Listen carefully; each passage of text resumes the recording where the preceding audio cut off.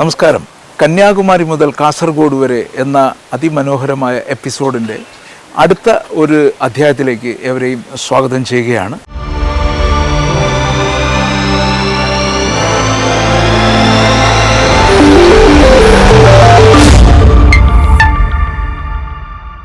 ഞങ്ങൾ കൊടുങ്ങല്ലൂരിൽ നിന്ന് ചാലക്കുടി വഴി അതിരപ്പള്ളിയിലേക്ക് പോവുകയാണ്. നമുക്ക് വേറെ റൂട്ടുണ്ടായിരുന്നു, പക്ഷേ ചാലക്കുടി വന്നതിനൊരു പ്രത്യേക കാര്യമുണ്ട്. എൻ്റെ ഒരു സുഹൃത്തുണ്ട്, സുനിൽ.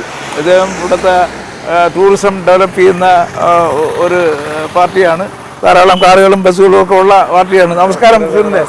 നിങ്ങൾ വിളിച്ചുകൊണ്ട് ഞാൻ പരിചയപ്പെടുന്നത് തന്നെ എപ്പോഴെന്നറിയാം, വയനാടിനെ കുറിച്ചിട്ട് ഞാനൊരു പ്രോഗ്രാം ചെയ്തത്. അന്ന് ഇദ്ദേഹം എൻ്റെ കൂടെ ഉണ്ടായിരുന്നു 2-3 ദിവസം. എൻജോയ് ചെയ്തില്ലേ? അതിനുശേഷം പുള്ളി എപ്പോഴും പറയും അതിരപ്പള്ളിയിൽ വരണം, നമുക്ക് കാട്ടിനകത്തൊക്കെ പോകണം, പുലിയുടെ മുമ്പേയൊക്കെ പോകണം. ഞാൻ പറഞ്ഞു നമ്മൾ വരത്തില്ല, അതുകൊണ്ട് വേറൊരു ഡ്രൈവറാണെന്ന് വന്നിരിക്കുന്നത്. സുനിലിനെ നമ്മൾ പറഞ്ഞിട്ടുണ്ട്, കൂടെ കൊണ്ടുപോയി കഴിഞ്ഞാൽ പുലിക്ക് അറിയത്തില്ലല്ലോ ഇത് സുനിലാണെന്നോ നമ്മൾ ശ്രീകുമാറാണെന്നോ. പുള്ളി പറയുന്ന അവിടെയൊന്നും കുഴപ്പമില്ലെന്ന്, കുഴപ്പമൊന്നുമില്ലെന്നാ പറയുന്നത്. ഇല്ല, നമ്മൾ ഫോറസ്റ്റിൻ്റെ നിർദ്ദേശങ്ങൾ നമുക്ക് അവിടെ 5 മണിക്ക് എൻട്രി ഫോറസ്റ്റ് നിർദ്ദേശങ്ങൾ തരും. ആ നിർദ്ദേശങ്ങൾ പ്രകാരം നമ്മൾ റോഡിൽ കൂടി പോകുമ്പോൾ വൈൽഡ് അനിമൽസിന് ചിലപ്പോൾ കാണാൻ സാധിക്കും. ഈ സമയമായതുകൊണ്ട് കാണാനായിട്ട് സാധിക്കും. നമ്മൾ വൈൽഡ് അനിമൽസിനെ കാണാം, ഫോറസ്റ്റിന്റെ നിർദ്ദേശങ്ങൾ കേൾക്കുക, വണ്ടിയിൽ നിന്ന് ഇറങ്ങാൻ പാടില്ല. അപ്പോൾ നമ്മൾ ഫോറസ്റ്റ് നിർദ്ദേശങ്ങൾ കേട്ട് മുന്നോട്ട് പോകണം. പിന്നെ നമുക്ക് പ്രധാനമായിട്ടും മണിച്ചേട്ടൻ, ഇപ്പോൾ എല്ലാവരും ഇഷ്ടപ്പെടുന്നൊരു നടനാണ് മണിച്ചേട്ടൻ. മണിച്ചേട്ടൻ്റെ വീട് ഇവിടുന്ന് ഒരു 1 കിലോമീറ്റർ ഉള്ളൂ. Okay okay. അല്ല, നമുക്ക് അവിടെ പോയി കഴിഞ്ഞാൽ ഇപ്പോൾ ആനകളൊക്കെ ചുമ്മാ പോകുന്നവരെ ഉപദ്രവിക്കുന്ന കാണുന്നുണ്ടല്ലോ. അല്ല, ആനകളെ നമ്മൾ പ്രകോപനം ഉണ്ടാക്കുമ്പോഴാണ് വൈൽഡ് അനിമൽസ് നമ്മൾ ഉപദ്രവിക്കുന്നത്. ഈ പൊരി ചൂടിൽ ഇപ്പോൾ മനുഷ്യന് ഭക്ഷണം കിട്ടാൻ കഴിച്ചില്ലെങ്കിൽ എന്താ അവസ്ഥ? ഇതുപോലെ തന്നെയാണ് വന്യമൃഗങ്ങൾക്കും ഭക്ഷണം കിട്ടാതെ, മലകളിൽ വെള്ളം കിട്ടാതെ വരുമ്പോൾ അവർ വെള്ളം കുടിക്കാൻ വേണ്ടി പുഴയിലേക്ക് ഇറങ്ങി വരും. വരുന്ന സമയത്ത് ചിലപ്പോൾ കൃഷി ചെയ്തതായിരിക്കും, നമ്മളിപ്പോൾ കൃഷി ചെയ്യുന്നതായിരിക്കും. പക്ഷെ ആ കൃഷി നശിപ്പിക്കുമ്പോൾ നമ്മൾക്ക് വേദന ഉണ്ടാവും, ഉപദ്രവിക്കും. കൃഷി നശിപ്പിക്കുമ്പോൾ ഉണ്ടാവുന്ന മാനസികമായിട്ടുള്ള വേദനയും അതിന് സംരക്ഷണം കൊടുക്കേണ്ടത് ബന്ധപ്പെട്ട ആളുകളാണ്. അപ്പോൾ അങ്ങനെ വൈൽഡ് അനിമൽസിനെ പ്രകോപനം ഉണ്ടാക്കുമ്പോൾ അവരുടെ ചിലപ്പോൾ ഉപദ്രവം ഉണ്ടായിരിക്കും. ചിലപ്പോൾ ഉപദ്രവിക്കുന്ന ആളെ ആയിരിക്കില്ല വൈൽഡ് അനിമൽസ്, ആളുകളെ ആയിരിക്കും ചെയ്യുന്നത്. മനസ്സിലായി. ഏതായാലും നമ്മൾ ഇവിടെ വന്നു, ചാലക്കുടിയിൽ വന്നു, താങ്കളെ കണ്ടു, വളരെ സന്തോഷം. നമുക്ക് ഏതായാലും അതിരപ്പള്ളി വരെ പോണ വഴിയിൽ നമുക്ക് 2-3 ഡെസ്റ്റിനേഷൻ, ഈ പ്രധാനപ്പെട്ട ഡെസ്റ്റിനേഷൻ തുമ്പൂർമൊഴി ബട്ടർഫ്ലൈ ഗാർഡൻ, അതോടൊപ്പം വെള്ളച്ചാട്ടം, പിന്നെ പെരിങ്ങൽകുത്ത് ഡാം, ഷോളയാർ ഡാം, വാഴച്ചാല്, ഇത് ഒരുപാട് ഡെസ്റ്റിനേഷനുകളുണ്ട് ഒരേ റൂട്ടിൽ. കണ്ട് നമുക്ക് അതുവഴി ഇറങ്ങാൻ പറ്റും. പാലക്കാട്ടേക്ക് വാൽപ്പാറ വഴി പാലക്കാട് തമിഴ്നാട്ടിലേക്ക് ഇറങ്ങാനായിട്ട് സാധിക്കും. അപ്പോൾ വാൽപ്പാറ വഴി നമുക്ക് പാലക്കാട് പോവാം. കാടിനകത്തൂടെ. ഏതായാലും ഇത് വലിയ വനാണ്, റിസർവ് ഫോറസ്റ്റാ. ഓക്കെ. ഏതായാലും കണ്ടതിൽ വളരെ സന്തോഷം. നമ്മളിവിടെ ഏതായാലും അവിടെ വരെ വരുന്നുണ്ടല്ലോ.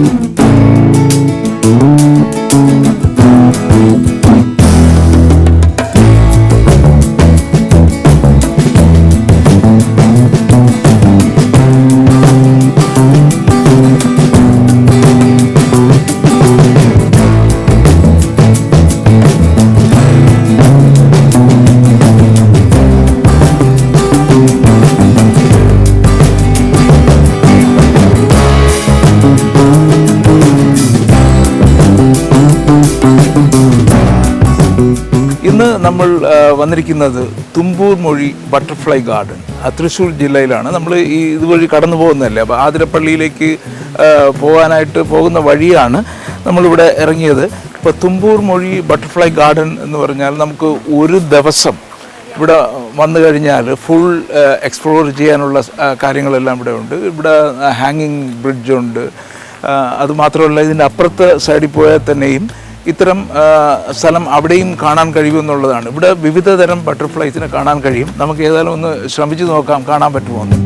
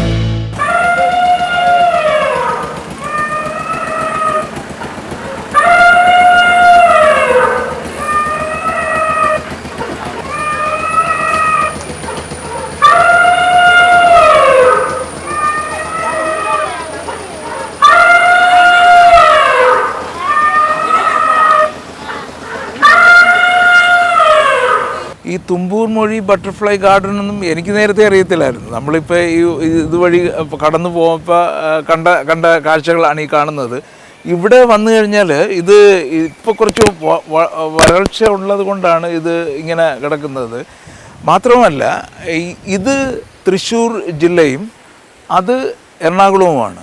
അപ്പോൾ ഇവരവിടെ നദിക്ക് ഒരു ബണ്ട് കെട്ടിയിട്ട് കാർഷിക ആവശ്യത്തിന് മാത്രം ഇതുവഴി ജലം കൊണ്ടുപോവുകയും അപ്പർ സൈഡിലൂടെ എറണാകുളത്തേക്ക് തിരിച്ചു വിട്ടിരിക്കുകയാണ്. അപ്പോൾ യഥാർത്ഥത്തിൽ നദി വരേണ്ടതല്ല ഈ കാണുന്നത്. അവിടെ ബണ്ട് കെട്ടി ഇതിൻ്റെ വെള്ളം അപ്പുറത്ത് ശേഖരിച്ചിട്ട് കൃഷിയുടെ ആവശ്യങ്ങൾക്കായിട്ട് രണ്ട് സ്ഥലത്തേക്ക് തിരിച്ചു വിടുന്നതാണ്.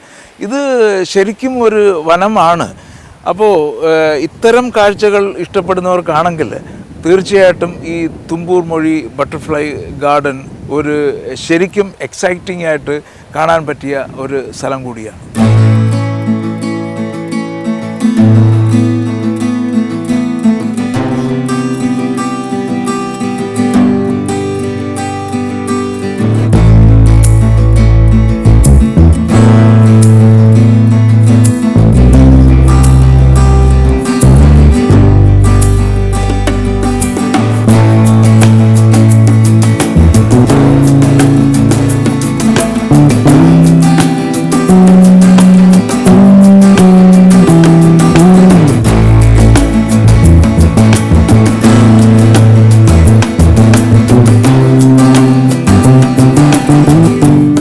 ഞാൻ യഥാർത്ഥത്തിൽ ഈ കന്യാകുമാരി മുതൽ കാസർഗോഡ് വരെ എന്ന ഈ യാത്രാ പരമ്പര ചെയ്യാൻ തുടങ്ങിയത് തന്നെ എനിക്ക് കേരളം ശരിക്കും കാണണമെന്നുള്ള ആഗ്രഹം കൊണ്ടാണ്. അതുകൊണ്ട് തന്നെ ഞാൻ ഏതാണ്ട് പകുതി ദൂരം വരെ എത്തിയിട്ടുള്ളൂ. എന്നാൽ തന്നെയും ഇതിനിടയ്ക്ക് നമ്മൾ ഒരിക്കലും കാണുകയോ കേൾക്കുകയോ ചെയ്തിട്ടില്ലാത്ത പല സ്ഥലങ്ങളും, അതായത് ഞാൻ പറയുന്ന കേരളത്തിനുള്ളിലുള്ളതാണ്. അപ്പോൾ കേരളത്തിന് ഉള്ളിൽ നമുക്ക് കാണാൻ എന്തുമാത്രം സ്ഥലങ്ങളുണ്ട്, എത്രയെത്ര സമയം നമുക്ക് സ്പെൻഡ് ചെയ്യാൻ പറ്റുമെന്നുള്ളതാണ് ഈ എപ്പിസോഡുകളിലൂടെ ഞാൻ കൺവേ ചെയ്യാൻ ആഗ്രഹിക്കുന്നത്.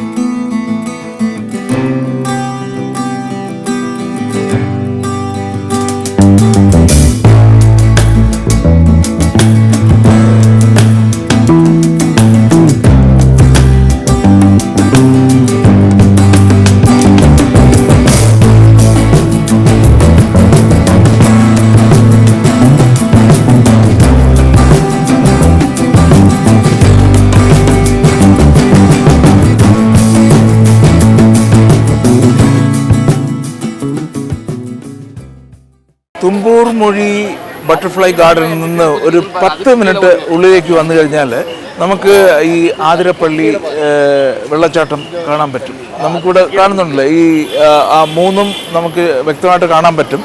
ഇന്നിപ്പോൾ ഞങ്ങൾ വന്ന സമയത്ത് മഴയും കൂടെ ആയതുകൊണ്ട് അങ്ങോട്ട് പോകാൻ കുറച്ച് ബുദ്ധിമുട്ടുണ്ട്.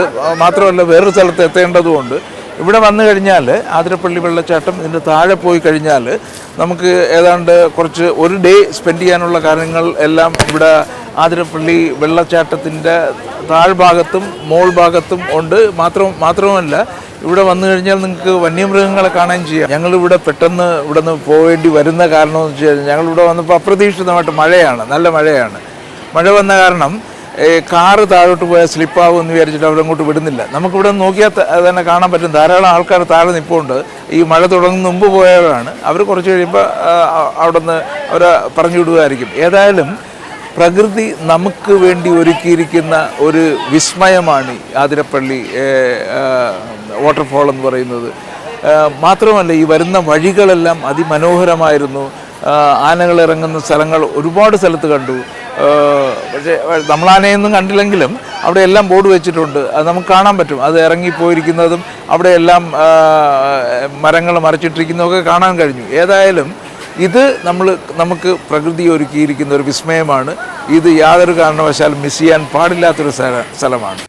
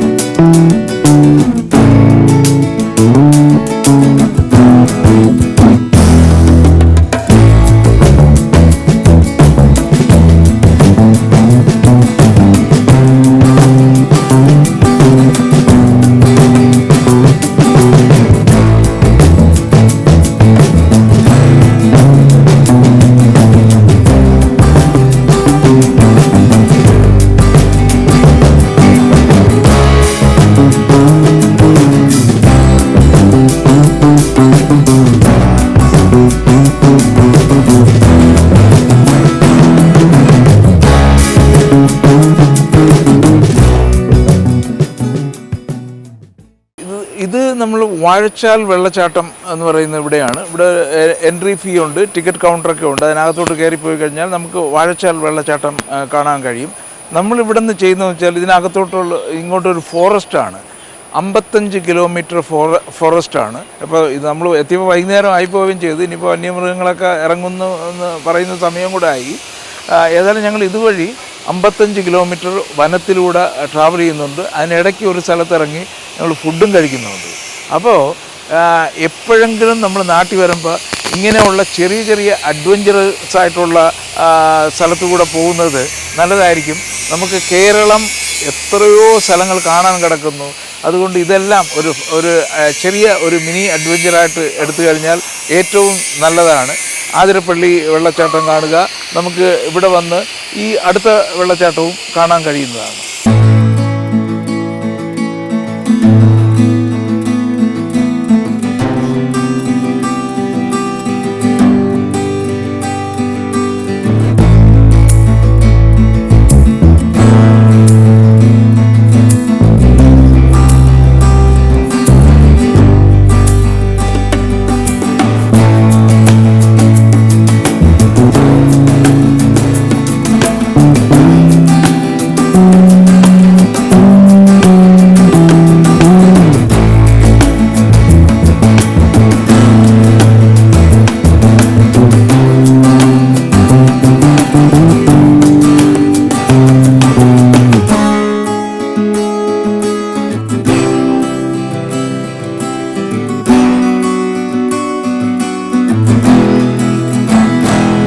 നമ്മളിപ്പോൾ എത്തിയിരിക്കുന്നത് പെരിങ്ങൽകുത്ത് ഡാമിൻ്റെ റിസർവോയറിനാണ് ഈ കാണുന്നത്.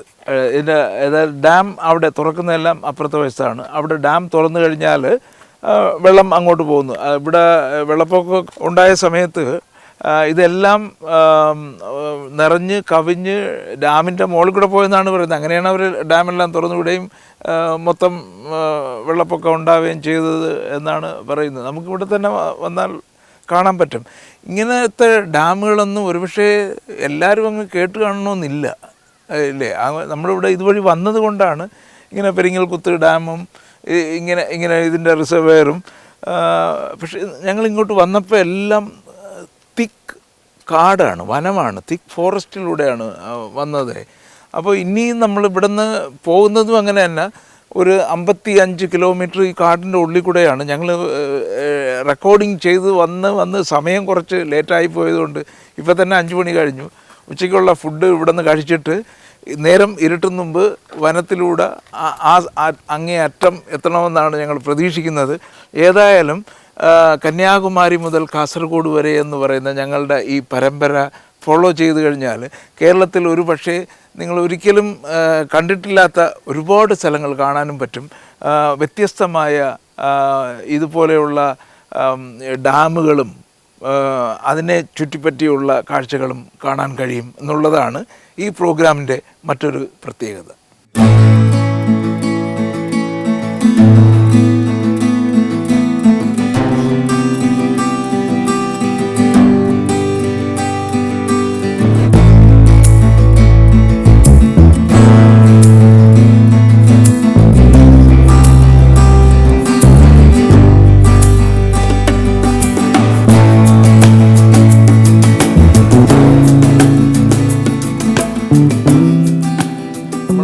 ഗസ്റ്റ് ഹൗസിൽ വന്നിട്ടാണ് ആഹാരം കഴിച്ചത്. അപ്പോൾ നല്ല ഫുഡായിരുന്നു. ഇപ്പോൾ നമ്മൾ നേരത്തെ ഓർഡർ ചെയ്തിരുന്നതുകൊണ്ട് ഇവിടെ നിന്ന് ഫുഡ് കിട്ടി. നമ്മൾ യഥാർത്ഥത്തിൽ പ്ലാൻ ചെയ്തിരുന്നത് ഉച്ചയ്ക്ക് ഇവിടെ എത്തും, 2-നും 3-നും ഇടയ്ക്ക് എത്തുമെന്നായിരുന്നു. നമ്മൾ 5 മണി കഴിഞ്ഞു പോയി. 5 ഇപ്പോൾ 6 മണി ആവാറാവുന്നു. ഇനി കാട്ടിൻ്റെ ഉള്ളിലൂടെയാണ് 55 കിലോമീറ്റർ നമുക്ക് പോകാനുള്ളത്. യഥാർത്ഥത്തിൽ 6 മണിക്ക് മുമ്പ് അപ്പുറം കടക്കണമെന്നാണ്. നമ്മൾ ഏതായാലും ഇനിയിപ്പോൾ വന്യമൃഗങ്ങളെല്ലാം വരുന്ന ഒരു റൂട്ടിലൂടെയാണ് പോകാൻ ഉള്ളത്. അപ്പോൾ ഇവിടെ നമ്മൾ നോക്കിക്കഴിഞ്ഞാൽ ഇവിടെ ഇതിൻ്റെ ഫ്രണ്ട് സൈഡിൽ നമുക്കിപ്പോഴും തന്നെ നമുക്ക് കാണാൻ പറ്റും കോടമഞ്ഞ് ഇറങ്ങിയിട്ടുണ്ട്. കുറച്ചുകൂടെ കഴിയുമ്പോഴത്തേക്കുണ്ടല്ലോ നല്ല തിക്ക് ആയിട്ടുള്ള ഫോഗ് നമുക്കിവിടെ അനുഭവപ്പെടും. ഇത് ഏറ്റവും ചൂടുള്ള സമയമാണ് കേരളത്തിലുണ്ടല്ലോ. എന്നിട്ട് വരെ നമുക്ക് ഇവിടെ വന്നു കഴിഞ്ഞാൽ അതിമനോഹരമായ കാഴ്ചകൾ കാണാനും അത്രയും നല്ല ഒരു പ്രകൃതിയുടെ ആയിട്ട് ചേർന്ന് നമുക്ക് നിൽക്കാൻ പറ്റും. നല്ല സൗമ്യമായിട്ടുള്ള വെതറാണ്. ഇവിടെ ഈ കാണുന്ന പോലെ ഇതെല്ലാം ഇലക്ട്രിഫൈ ചെയ്തിരിക്കുകയാണ്. കാര്യം വന്യമൃഗങ്ങൾ ഏത് സമയം വേണമെങ്കിലും ഇതുവഴി വരാവുന്നത് കൊണ്ട് അതുകൊണ്ട് ഇവിടെ ഇതിലൊക്കെ ടച്ച് ചെയ്യുന്ന കെയർഫുള്ളായിരിക്കണമെന്ന് അവർ പറഞ്ഞിട്ടുണ്ടായിരുന്നു. ഏതായാലും കേരളത്തിൽ വരുമ്പോൾ ഇത്തരം സ്ഥലങ്ങൾ ഒരു മസ്റ്റ് വിസിറ്റ് പ്ലേസ് ആയിരിക്കും. ഏതായാലും ഞങ്ങൾ ഇവിടെ നിന്നൊരു അടുത്ത ഡെസ്റ്റിനേഷനിലേക്ക് പോവുകയാണ്. ആ സ്ഥലത്തിൻ്റെ പേരാണ് മലക്കപ്പാറ എന്ന് പറഞ്ഞിട്ട്. പക്ഷേ ഇത് കാടിൻ്റെ ഉള്ളിലൂടെയാണ് പോവേണ്ടത്. ഏതായാലും നമ്മൾ അതിൻ്റെ വിഷ്വലും കാണിക്കാൻ പറ്റുമെന്ന് പ്രതീക്ഷിക്കുന്നു. ഇരുട്ടാവുകയാണെങ്കിൽ ബുദ്ധിമുട്ടായിരിക്കും. ഇല്ലെങ്കിൽ നമുക്ക് ഒരു പക്ഷേ വന്യമൃഗങ്ങളെയൊക്കെ കണ്ട് അപ്പുറത്തെ മലക്കപ്പാറയിൽ എത്തുന്നതാണ് അടുത്ത ഡെസ്റ്റിനേഷൻ.